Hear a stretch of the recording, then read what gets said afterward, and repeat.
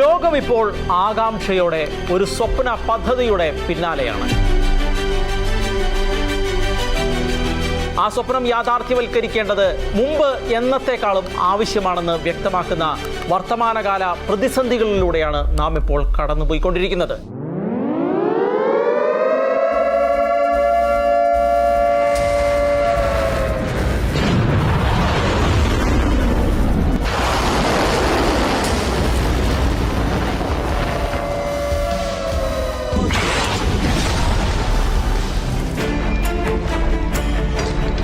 Iran Hormuz കടലിടുക്ക് ശത്രു രാജ്യങ്ങൾക്കായി അടച്ചതും മിത്ര രാജ്യങ്ങൾക്കായി തുറന്നുകൊടുത്തതും പുതിയൊരു ജലപാതയുടെ ആവശ്യകതയും അനിവാര്യതയും മുൻപ് എന്നത്തെക്കാളും കൂടുതലായി ചർച്ച ചെയ്യപ്പെടാൻ ഇടയാക്കിയിട്ടുണ്ട്.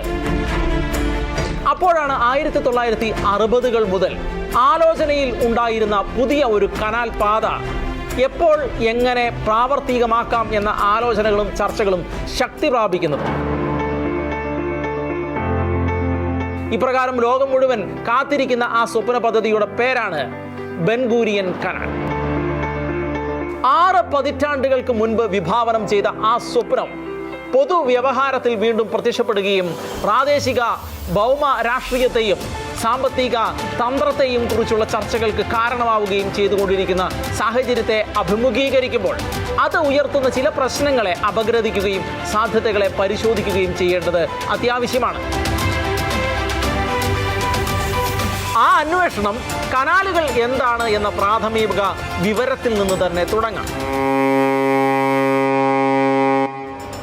മനുഷ്യനിർമ്മിതമായ കനാലുകൾ എക്കാലവും വിപ്ലവകരമായ മാറ്റങ്ങൾക്കാണ് തുടക്കം കുറിച്ചിരിക്കുന്നത്. യാത്രാസമയവും ചെലവും കുറവാണ് എന്നതാണ് ജലപാതകളെ ആശ്രയിക്കാൻ കൂടുതലായി മനുഷ്യനെ പ്രേരിപ്പിക്കുന്നത്. മനുഷ്യജീവിതത്തിലും സാമ്പത്തിക രംഗത്തും വലിയ പങ്ക് വഹിക്കുന്നവയാണ് ജലപാതകൾ. ഗതാഗതവും വ്യാപാരവും, കൃഷിക്കുള്ള ജലസേചനം, വൈദ്യുതി ഉൽപാദനം, വെള്ളപ്പൊക്ക നിയന്ത്രണം, കുടിവെള്ള വിതരണം, ടൂറിസം വികസനം എന്നിങ്ങനെ വിവിധ ഉദ്ദേശ്യങ്ങൾക്ക് വേണ്ടിയുള്ളവയാണ് കനാലുകൾ ഓരോന്നും. ഇതിലേറ്റവും പ്രധാനം വ്യാപാര ആവശ്യങ്ങൾക്ക് വേണ്ടിയുള്ള കനാലുകളാണ്. താരതമ്യേന ചെലവ് കുറവ് എന്നതിന് പുറമെ കൂടുതൽ ഭാരക്കൂടുതലുള്ള സാധന സാമഗ്രികൾ കയറ്റിയിറക്ക് നടത്താനും ജലപാതകളാണ് കൂടുതൽ സഹായകരം എന്നതിനാലാണ് ജലപാതകളുടെ പ്രാധാന്യം വർദ്ധിച്ചിരിക്കുന്നത്. കനാലുകളെ കുറിച്ച് പറയുമ്പോൾ നമ്മുടെ മനസ്സിലേക്ക് ആദ്യം കടന്നു വരുന്നത് സൂയസ് കനാലും പനാമ കനാലുമായിരിക്കും. ലോക വ്യാപാരത്തിന്റെ ചരിത്രത്തിൽ നിർണായകമായ സംഭാവനകൾ നൽകിയിരിക്കുന്നവയാണ് ഈ 2 കനാലുകളും.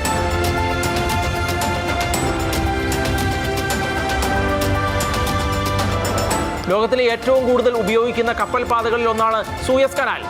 193 കിലോമീറ്റർ മാത്രമുള്ള ഈ ജലപാതയിലൂടെയാണ് ലോക വ്യാപാരത്തിലെ 12% കപ്പലുകളും കടന്നു പോകുന്നത്. 20,000-ഓളം കപ്പലുകൾ സൂയസ് കനാൽ വഴി കടന്നു പോകുന്നതായിട്ടാണ് കണക്കുകൾ വ്യക്തമാക്കുന്നത്.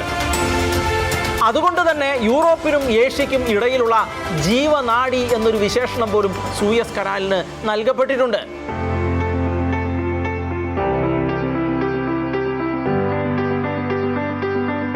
സൂയസ് കനാലിന്റെ രൂപീകരണത്തിന് മുൻപ് യൂറോപ്പും ഏഷ്യയ്ക്കും ഇടയിൽ യാത്ര ചെയ്യുന്ന കപ്പലുകൾ ആഫ്രിക്കയുടെ തെക്കേയറ്റത്തുള്ള ഗുഡ് ഹോപ്പ് മുനമ്പ് ചുറ്റി 7,000-ഓളം കിലോമീറ്ററുകൾ അധികം സഞ്ചരിച്ച് മാത്രമേ ലക്ഷ്യസ്ഥാനത്ത് എത്തിച്ചേരാൻ സാധിക്കുമായിരുന്നുള്ളൂ. ആഴ്ചകളും ചിലപ്പോൾ മാസങ്ങൾ തന്നെ ഇതിന് സമയമെടുക്കുമായിരുന്നു. യാത്രയുടെ ദൈർഘ്യം കൂടുന്നതിനനുസരിച്ച് മറ്റു രീതിയിലുള്ള ചെലവുകളും ഭീമാകാരമായി വർദ്ധിച്ചിരുന്നു. ഇതിന് പരിഹാരമായിട്ടാണ് 1869-ൽ സൂയസ് കനാൽ ഉദ്ഘാടനം ചെയ്യപ്പെട്ടത്. അന്നു മുതൽ ചുവപ്പ് കടലും മെഡിറ്ററേനിയൻ കടലും തമ്മിൽ ബന്ധിപ്പിക്കുന്ന സൂയസ് കനാൽ അരനൂറ്റാണ്ടിലേറെയായി ആഗോള വ്യാപാരത്തിൽ നിർണായകമായ സംഭാവനകൾ നൽകിക്കൊണ്ടിരിക്കുകയാണ്. അതീവ പ്രാധാന്യം ഇതിനുണ്ട് എങ്കിലും എപ്പോൾ വേണമെങ്കിലും സൂയസ് കനാൽ നിശ്ചലമായി പോകാവുന്ന സ്ഥിതിവിശേഷവും നിലവിലുണ്ട്. ഒരു നിമിഷം സൂയസ് കനാൽ നിശ്ചലമായി പോയാൽ ലോകം തന്നെയാണ് നിശ്ചലമായി പോകുന്നത്. സമീപകാലത്ത് ഇതിനുള്ള ഏറ്റവും മികച്ച ഉദാഹരണമായിരുന്നു 2021 മാർച്ച് 23-ന് എവർ ഗിവൺ എന്ന ഭീമൻ കണ്ടെയ്നർ കപ്പൽ ശക്തമായ കാറ്റിൽപ്പെട്ട് നിയന്ത്രണം നഷ്ടമായി കനാലിൽ കുടുങ്ങിയത്. ഇതോടെ സൂയസ് കനാലിന്റെ പ്രവേശന കവാടം പൂർണ്ണമായും ബ്ലോക്ക് ആവുകയും ഗതാഗതം നിലയ്ക്കുകയും ചെയ്തു. 6 ദിവസത്തോളമാണ് കനാൽ അടഞ്ഞുകിടന്നത്. ഈ സമയത്ത് 100 കണക്കിന് കപ്പലുകളും സൂയസ് കനാലിൽ കുടുങ്ങി. ഇത് ലോക വ്യാപാര മണ്ഡലത്തെ നിശ്ചലമാക്കുകയും വ്യാവസായിക മേഖലയ്ക്ക് വൻ നാശനഷ്ടങ്ങൾ വരുത്തിവെക്കുകയും ചെയ്തു. തൽഫലമായി ദിവസേന കോടിക്കണക്കിന് ഡോളർ നഷ്ടം വന്നു. ഒടുവിൽ വലിയ ഡിഗ്ഗിംഗ് മെഷീനുകളിലും ടഗ് ബോട്ടുകളും ഉപയോഗിച്ച് കപ്പൽ നീക്കിയതോടെയാണ് ഗതാഗതം പുനഃസ്ഥാപിക്കാൻ കഴിഞ്ഞത്. ഈ സംഭവം വലിയൊരു തിരിച്ചറിവായിരുന്നു. സൂയസ് കനാൽ അടഞ്ഞാൽ ലോകം തന്നെ നിശ്ചലമായി പോകും. ഇപ്പോൾ ഹോർമൂസ് കടലിടുക്ക് അടച്ചിട്ടാൽ അടുക്കളകൾ പട്ടിണിയിൽ ആകുമെന്ന അവസ്ഥയാണല്ലോ പരക്കെയുള്ളത്. അതിന് സമാനമായ സാഹചര്യമാണ് ഇവിടെയും സൃഷ്ടിക്കപ്പെടുന്നത്. ലോകത്തിലെ പ്രധാന വ്യാപാര പാതകളിലൊന്നായ സൂയസ് കനാൽ തടസ്സപ്പെട്ടപ്പോൾ, ലോകത്തിൻ്റെ സാമ്പത്തിക വ്യവസ്ഥ തന്നെ തകർക്കപ്പെട്ടപ്പോൾ അതിനെ വലിയ മുന്നറിയിപ്പായും ലോകം കണ്ടു. സൂയസ് കനാൽ തടസ്സപ്പെട്ടാൽ തന്നെയും ലോക വ്യാപാര മേഖലയിൽ സ്തംഭനം ഉണ്ടാവരുത് എന്നും അതിന് സമാന്തരമായി മറ്റൊരു പദ്ധതി ആവിഷ്കരിക്കേണ്ടതുണ്ട് എന്നുമുള്ള ആലോചനകളും ചർച്ചകളും ഇതേ തുടർന്ന് ശക്തമായി. സൂയസ് കനാലിനെ വെല്ലുവിളിക്കാൻ പറ്റുന്ന രീതിയിൽ മറ്റൊരു കനാൽ യാഥാർത്ഥ്യമാക്കിയാൽ ഈ പ്രശ്നങ്ങളെ എല്ലാം നേരിടാൻ കഴിയുമെന്ന് ലോകം മനസ്സിലാക്കി. ബെൻഗൂരിയോൺ കനാൽ വീണ്ടും സടകുടഞ്ഞ് എണീൽക്കാൻ ഇതും ഒരു കാരണമായി എന്നുള്ളതാണ് വാസ്തവം. സൂയസ് കനാൽ പോലെ തന്നെ മറ്റൊരു കനാലിനെ കുറിച്ച് കൂടി ഇവിടെ പറയേണ്ടതുണ്ട്. പനാമ കനാൽ എന്നുള്ളതാണത്. പസഫിക് സമുദ്രത്തെയും അറ്റ്ലാന്റിക് സമുദ്രത്തെയും തമ്മിൽ ബന്ധിപ്പിക്കുന്ന മനുഷ്യനിർമ്മിതമായ കനാലാണ് പനാമ കനാൽ. ഇന്നേ വരെ നടപ്പിലാക്കപ്പെട്ടിട്ടുള്ളതിൽ വെച്ച് ഏറ്റവും വലുതും പ്രയാസമേറിയതുമായ ഒന്നാണ് പനാമ കനാൽ. ഫ്രഞ്ച് നേതൃത്വത്തിലാണ് പനാമ കനാലിന് തുടക്കം കുറിച്ചത് എങ്കിലും അത് വിജയിക്കാതെ വന്ന സാഹചര്യത്തിൽ പിന്നീട് അമേരിക്കയ്ക്ക് കൈമാറുകയായിരുന്നു.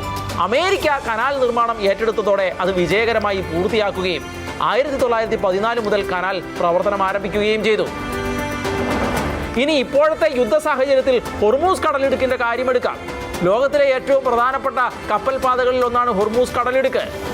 വടക്ക് ഇറാനും തെക്ക് ഒമാനും കൂടാതെ UAE-ക്കും ഇടയിൽ സ്ഥിതി ചെയ്യുന്ന ഹോർമൂസ് കടലിടുക്കിലൂടെയാണ് ലോകത്തിലെ എണ്ണ വ്യാപാരത്തിന്റെ വലിയൊരു പങ്കും കടന്നുപോകുന്നത്. പേർഷ്യൻ ഗൾഫിനെ ഗൾഫ് ഓഫ് ഒമാനുമായി ബന്ധിപ്പിക്കുന്ന കടലിടുക്കാണ് ഇത്. മിഡിൽ ഈസ്റ്റിലെ എണ്ണ ഉൽപ്പാദന രാജ്യങ്ങളിൽ നിന്ന് മറ്റ് രാജ്യങ്ങളിലേക്ക് എണ്ണ കൊണ്ടുപോകുന്നതിലെ ഏറ്റവും പ്രധാന മാർഗം കൂടിയാണിത്. 2025 പ്രതിദിനം ശരാശരി 20 ദശലക്ഷം ബാരൽ അസംസ്കൃത എണ്ണയും എണ്ണ ഉൽപ്പന്നങ്ങളും കയറ്റി അയച്ച ഹോർമൂസ് കടലിടുക്ക് ലോകത്തിലെ ഏറ്റവും നിർണായകമായ എണ്ണ ഗതാഗത പാതകളിലൊന്നാണ്. ലോകത്തിൻ്റെ കടൽ തീര എണ്ണ വ്യാപാരത്തിൻ്റെ ഏകദേശം 25% ഇതിലൂടെയാണ് കടന്നു പോകുന്നത്. ഇതിന് വിഘാതമായി നിൽക്കുന്ന ഏതൊരു സമീപനവും ലോക എണ്ണ വിപണികൾക്ക് വലിയ പ്രത്യാഘാതങ്ങൾ ഉണ്ടാക്കും. സൗദി അറേബ്യയ്ക്കും യുണൈറ്റഡ് അറബ് എമിറേറ്റ്സിനും ഹോർമൂസ് കടലിടുക്കിലൂടെ കടന്നു പോകാൻ കഴിയാത്ത ചില എണ്ണ കയറ്റുമതി റൂട്ടുകൾ ഉണ്ട് എങ്കിലും Iran, Iraq, Kuwait, Qatar, Bahrain എന്നിവ ഉൾപ്പെടെയുള്ള മറ്റ് രാജ്യങ്ങൾ അവരുടെ എണ്ണ കയറ്റുമതിയുടെ ഭൂരിഭാഗവും എത്തിക്കാൻ ഹോർമൂസ് കടലിടുക്കിനെയാണ് ആശ്രയിക്കുന്നത്.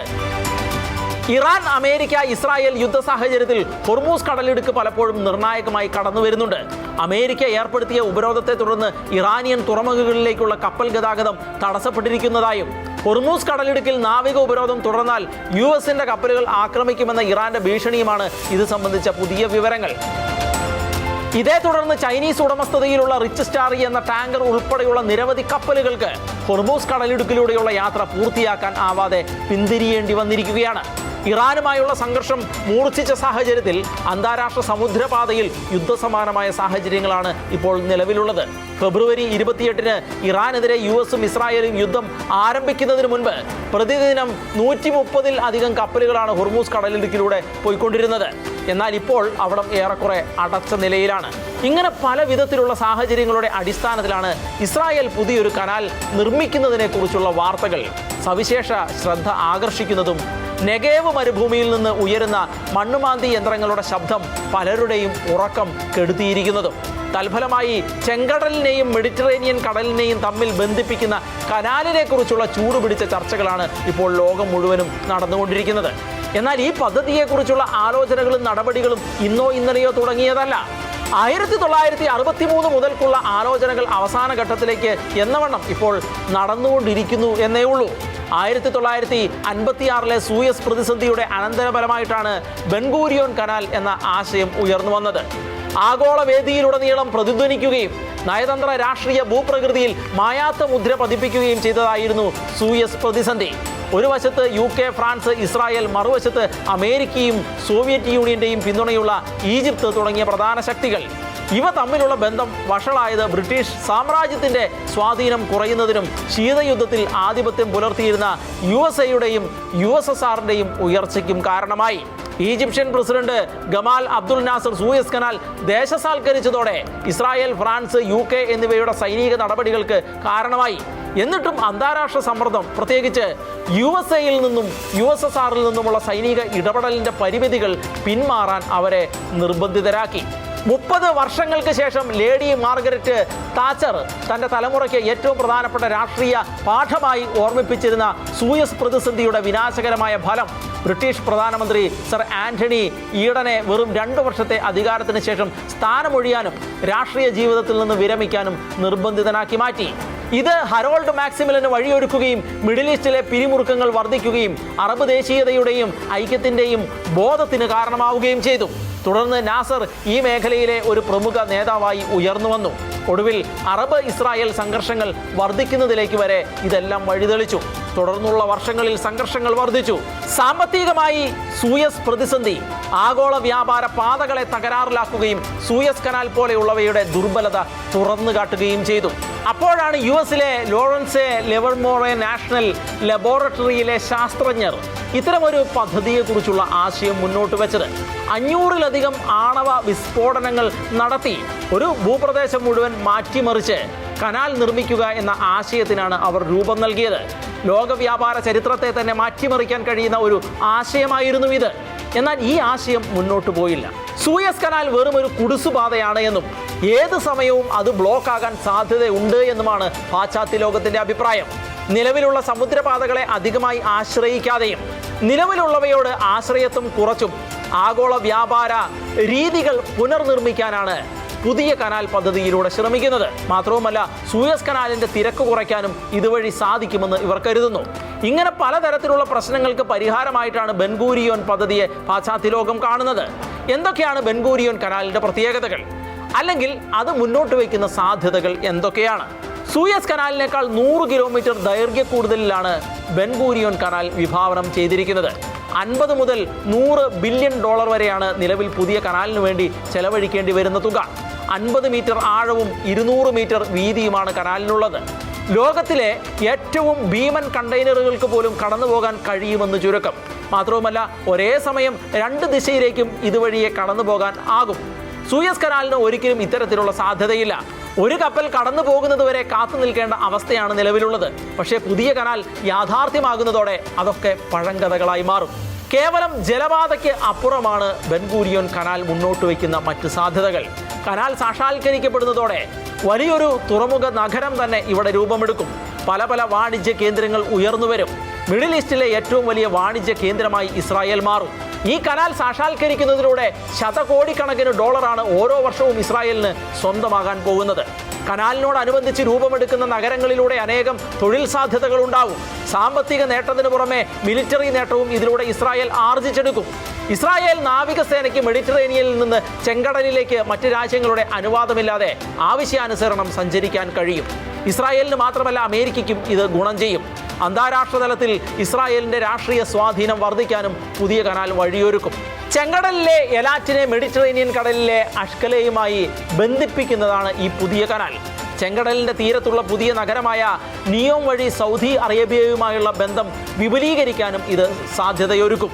ഗാസയിലെ സംഘർഷവും ചെങ്കടലിൽ യമനിലെ ഹൂത്തി വിമതർ കപ്പലുകൾക്ക് നേരെ നടത്തുന്ന ആക്രമണവും സമീപകാല സംഘർഷങ്ങൾക്ക് വഴിതെളിച്ചിട്ടുണ്ട്.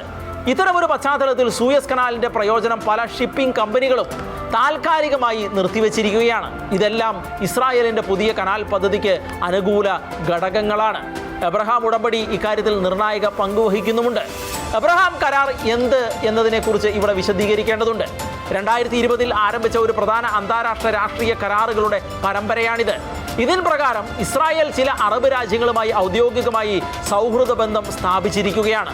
Israel, UAE, Bahrain, Sudan, Morocco എന്നിവയാണ് എബ്രഹാം അക്കോർഡിൽ ഒപ്പുവെച്ചിരിക്കുന്ന രാജ്യങ്ങൾ. മിഡിൽ ഈസ്റ്റിൽ ശാന്തിയും സ്ഥിരതയും ഉറപ്പാക്കുകയും രാജ്യങ്ങൾ തമ്മിൽ വ്യാപാരം, വിനോദസഞ്ചാരം, സാങ്കേതികവിദ്യ എന്നിവയിൽ സഹകരണം വർദ്ധിപ്പിക്കുകയും ദീർഘകാല ശത്രുത അവസാനിപ്പിക്കുകയുമാണ് ഈ കരാർ കൊണ്ട് ഉദ്ദേശിക്കുന്നത്. ഇസ്രായേലിനെ അംഗീകരിക്കാൻ വിമുഖത കാണിച്ച പല അറബ് രാജ്യങ്ങളും ഈ ഉടമ്പടിയിലൂടെ തുറന്ന ബന്ധം സ്ഥാപിക്കാനും പുതിയ രാഷ്ട്രീയ സാമ്പത്തിക സാധ്യതകൾ സൃഷ്ടിക്കാനും കാരണമായി. പക്ഷേ അപ്പോഴും ചില എതിർപ്പുകൾ ഈ കരാറിൻ്റെ പേരിൽ ഉയർന്നു വരുന്നുമുണ്ട്. പലസ്തീൻ പ്രശ്നം പരിഹരിക്കാതെ നടപ്പിലാക്കി എന്നതാണ് ഇതിന് പറയുന്ന പ്രധാനമായ കാരണം. അതെന്തായാലും മിഡിൽ ഈസ്റ്റിൽ പുതിയ സൗഹൃദത്തിനും സഹകരണത്തിനും വഴിയൊരുക്കുന്നതിൽ അബ്രഹാം അക്കോർഡ് പ്രധാന പങ്ക് വഹിച്ചിട്ടുണ്ട്. ഇസ്രായേലിൻ്റെതാണ് പദ്ധതിയെങ്കിലും അതിൻ്റെ പിന്നിൽ എല്ലാവിധ പിന്തുണയോടെയും നിലയുറപ്പിച്ചിരിക്കുന്നത് അമേരിക്കയാണ്. അമേരിക്കയ്ക്ക് ഇതിന് പിന്നിൽ തങ്ങളുടേതായ പല ലക്ഷ്യങ്ങളുമുണ്ട്. തങ്ങൾക്ക് വിശ്വസിക്കാൻ കഴിയുന്ന സഖ്യകക്ഷിയായ ഇസ്രായേലിൻ്റെ നേതൃത്വത്തിലുള്ള ജലപാത എന്നത് അമേരിക്കയുടെ ആവശ്യമാണ്.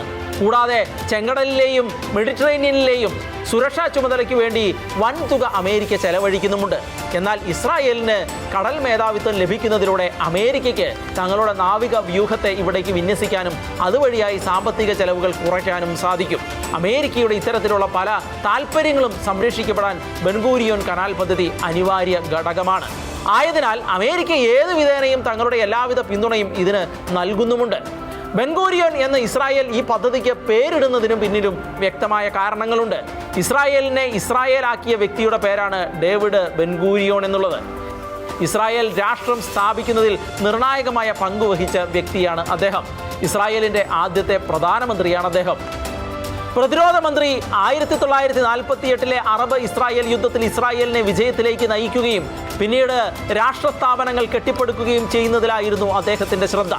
1970 രാഷ്ട്രീയത്തിൽ നിന്ന് വിരമിച്ച അദ്ദേഹം 1973 മരണമടഞ്ഞത്. 20-ാം നൂറ്റാണ്ടിലെ ഏറ്റവും പ്രധാനപ്പെട്ട 100 വ്യക്തികളുടെ പട്ടികയിൽ ഇടം പിടിച്ച വ്യക്തി കൂടിയാണ് ഡേവിഡ് ബെൻഗൂരിയൻ. ഇദ്ദേഹത്തോടുള്ള ആദരസൂചകമായിട്ടാണ് ഇസ്രായേൽ തങ്ങളുടെ സ്വപ്ന പദ്ധതിക്ക് ഈ പേര് നൽകിയിരിക്കുന്നത്. നിലവിൽ ആസൂത്രണത്തിൽ ഇരിക്കുന്ന ഈ പദ്ധതി പ്രവൃത്തി പദത്തിൽ എത്തുന്നതോടെ എന്തൊക്കെ സംഭവിക്കും? ഇനി അക്കാര്യം നോക്കാം. ലോക വ്യാപാരത്തിൻ്റെ ഇതുവരെയുള്ള കുത്തക ഈജിപ്തിനായിരുന്നു. കാരണം സൂയസ് കനാൽ വഴിയായിരുന്നുവല്ലോ ലോകരാജ്യങ്ങളിലെ വ്യാപാരം സുഗമമായി നടക്കുന്നത്. ഈജിപ്തിൻ്റെ സമ്പദ് വ്യവസ്ഥയുടെ നട്ടെല്ലും സൂയസ് കനാലാണ്. 2023 മാത്രം $9.4 ബില്യൺ ഈ വകയിലൂടെ മാത്രം ഈജിപ്തിന് നേടിയെടുക്കാൻ സാധിച്ചത്. 70ഓളം വർഷങ്ങളായി ഈജിപ്ത് തുടരുന്ന അപ്രമാദിത്വമാണ് ഇത്. എന്നാൽ ഈ അപ്രമാദിത്വമാണ് ബെൻഗൂരിയോൻ കനാൽ സാക്ഷാത്കരിക്കുന്നതിലൂടെ തകർക്കപ്പെടാൻ പോകുന്നത്. ഈജിപ്തിൻ്റെ കുത്തക അവകാശം ഇല്ലാതാക്കി മറ്റ് മാർഗങ്ങൾ തേടണമെന്നത് പല രാജ്യങ്ങളുടെയും ആഗ്രഹവും ആലോചനയും. ഇക്കാര്യത്തിൽ ഇസ്രായേലിന് തുണയായി മാറുകയും ചെയ്തേക്കാം. ഇക്കാര്യം പ്രവൃത്തിപഥത്തിൽ എത്തിക്കാൻ തടസ്സമായി നിൽക്കുന്ന കാര്യങ്ങൾ എന്തൊക്കെയാണ് എന്ന് നോക്കാം. ബെൻഗൂരിയോൻ കനാലിൻ്റെ പല നേട്ടങ്ങളെക്കുറിച്ച് പറയുമ്പോഴും ബെൻഗൂരിയൻ കനാൽ അത്ര എളുപ്പമായ സംഗതിയല്ല എന്നും പറയേണ്ടി വരും. പലതരത്തിലുള്ള വിമർശനങ്ങളും അപകട സാധ്യതകളും ഇതിൻ്റെ സാക്ഷാത്കാരത്തിന് വേണ്ടിയുള്ള ചർച്ചകൾക്കിടയിൽ ഉയർന്നു വരുന്നുമുണ്ട്. മനുഷ്യ ചരിത്രത്തിലെ ഏറ്റവും വെല്ലുവിളികൾ നിറഞ്ഞതും സങ്കീർണവുമായ ഒരു പ്രക്രിയയായിരിക്കും ഈ കനാൽ നിർമ്മാണം എന്നാണ് കണക്കാക്കപ്പെടുന്നത്. ആയിരക്കണക്കിന് എഞ്ചിനീയർമാരും തൊഴിലാളികളും ഇതിന് ആവശ്യമുണ്ട്. കോടിക്കണക്കിന് ക്യൂബിക് മണ്ണും പാറയുമാണ് കനാൽ നിർമ്മാണത്തിന് വേണ്ടി നീക്കേണ്ടി വരുന്നത്. അതോടെ ഭൂമിയുടെ ഭൂപടം തന്നെ മാറ്റിവരയ്ക്കേണ്ടതായി വന്നേക്കാം എന്നും പറയപ്പെടുന്നു. ഈ കനാൽ പദ്ധതിക്ക് വേണ്ടി ആണവ സ്ഫോടനങ്ങൾ നടത്താം എന്ന് അനുവാദം നൽകുമ്പോഴും 500ഓളം ആണവ സ്ഫോടനങ്ങൾ നടത്തുന്നത് മൂലം സംഭവിക്കാവുന്ന അണുവികിരണവും പാരിസ്ഥിതികമായ പ്രശ്നങ്ങളും ഇനിയും അഡ്രസ്സ് ചെയ്യപ്പെടേണ്ടതായി ഉണ്ട്. സൂയസ് കനാലിൻ്റെ പ്രസക്തി മങ്ങുന്നതോടെ ഈജിപ്തിൻ്റെ സാമ്പത്തിക മേഖലയെ അത് ദോഷകരമായി ബാധിക്കും. മുൻപ് പറഞ്ഞതുപോലെ ഈജിപ്തിൻ്റെ സാമ്പത്തിക മേഖലയുടെ വലിയൊരു ഭാഗവും സൂയസ് കനാലിലൂടെയുള്ള വാണിജ്യവുമായി ബന്ധപ്പെട്ടാണ് ഇരിക്കുന്നത്. കനാലിൻ്റെ സുരക്ഷാ സംബന്ധമായ കാര്യങ്ങളിലുള്ള സംശയമാണ് മറ്റൊന്ന്. കനാലിൻ്റെ ഒരു ഭാഗം സംഘർഷ മേഖലയുമായി ഭൂമിശാസ്ത്രപരമായി അടുത്തതിനാലാണ് ഇത്തരമൊരു സന്ദേഹം ശക്തമായിരിക്കുന്നത്. മരുഭൂമിയിലെ ചുണ്ണാമ്പുകല്ലുകളും മണൽക്കല്ലുകളും മറ്റും തുരന്ന് അതിലൂടെ ഒരു പാത ഉണ്ടാക്കുന്നതിന് വൻതോതിലുള്ള സാമ്പത്തികവും ആവശ്യമുണ്ട്. ചെങ്കടലിലെയും മെഡിറ്ററേനിയനിലെയും ഉപ്പുവെള്ളം മരുഭൂമിയിലെ ഭൂഗർഭ ജലസ്രോതസ്സുകളെ എങ്ങനെ ബാധിക്കും എന്ന കാര്യത്തിൽ ഇപ്പോഴും അനിശ്ചിതത്വം തുടരുന്നുണ്ട്. മണൽക്കാറ്റ് മൂലം കനാലിൽ അടിഞ്ഞുകൂടാനിടയുള്ള മണ്ണ് നീക്കം ചെയ്യുക എന്നതും ഒരു ചോദ്യചിഹ്നമാണ്. ഇതിനുവേണ്ടി ദിവസം തോറും വലിയൊരു തുക നീക്കിവെക്കേണ്ടതായി വരും. മറ്റൊരു കനാൽ നിർമ്മാണത്തിലും ഉണ്ടായിട്ടില്ലാത്ത വിധത്തിലുള്ള വെല്ലുവിളികൾ ബെൻഗൂരിയോൺ പദ്ധതിയുടെ സാക്ഷാത്കാരത്തിന് മുന്നിലുണ്ട് എന്നതാണ് വാസ്തവം. 5 മുതൽ 10 വർഷം വരെയുള്ള സുദീർഘമായ ഒരു കാലയളവാണ് ബെൻഗൂരിയോണിന് വേണ്ടിയും കണക്കുകൂട്ടുന്നത്. ചൈനയും റഷ്യയും പോലെയുള്ള രാജ്യങ്ങളുടെ പ്രതികരണവും ഇവിടെ ശ്രദ്ധേയമാണ്. ഈജിപ്തിനെ പിണക്കിക്കൊണ്ട് ഈ ഒരു പദ്ധതിയുമായി എത്രത്തോളം സഹകരിക്കാനും മുന്നോട്ട് പോകാനും ഇസ്രായേലിന് സാധിക്കുമെന്നതും സംശയാസ്പദമാണ്. പൊതുവെ കനാൽ നിർമ്മാണം ഒരിക്കലും എളുപ്പമുള്ള സംഗതിയല്ല. നിരവധി പേരുടെ വർഷങ്ങളോളം നീണ്ടു നിൽക്കുന്ന അധ്വാനവും പണവും ഇതിനാവശ്യമുണ്ട്. നമുക്ക് പനാമ കനാലിൻ്റെ നിർമ്മാണ കാര്യത്തിലേക്ക് തന്നെ മടങ്ങി വരാം. 16-ാം നൂറ്റാണ്ട് മുതൽക്കാണ് ഇത്തരമൊരു കനാലിനെ കുറിച്ചുള്ള ചിന്ത രൂപപ്പെട്ടത്. എന്നാൽ 1880 മുതൽക്കാണ് ഇതിൻ്റെ പ്രാരംഭ പ്രവർത്തനങ്ങൾ ആരംഭിച്ചത്. ഫ്രാൻസിന്റെ നേതൃത്വത്തിൽ $28 കോടി അക്കാലത്ത് ചെലവഴിച്ചു.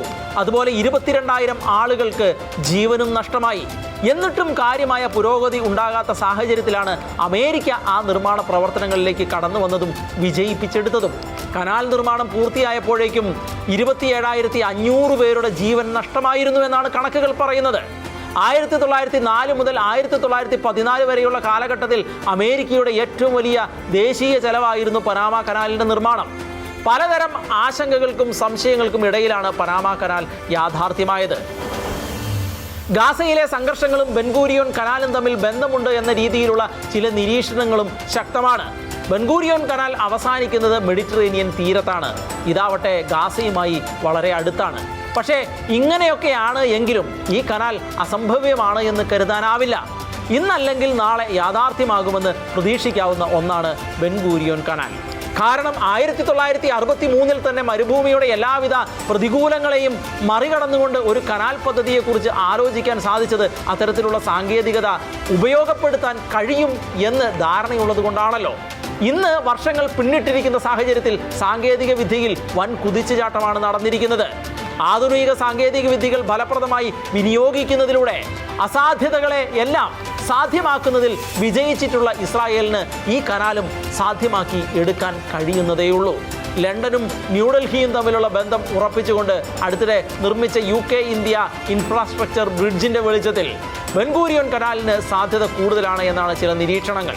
ചരിത്രപരമായ കോട്ടൺ റൂട്ടിൻ്റെ പുനരുജ്ജീവനത്തിലൂടെയും ഇന്ത്യയും ഗൾഫ് രാജ്യങ്ങളും തമ്മിലുള്ള അടിസ്ഥാന സൗകര്യ കണക്ടിവിറ്റി ശക്തിപ്പെടുത്തുന്നതിലൂടെയും ഇസ്രായേൽ ഇക്കാര്യത്തിൽ തന്ത്രപരമായി കൂടുതൽ സ്ഥാനം കണ്ടെത്തുന്നുണ്ട്.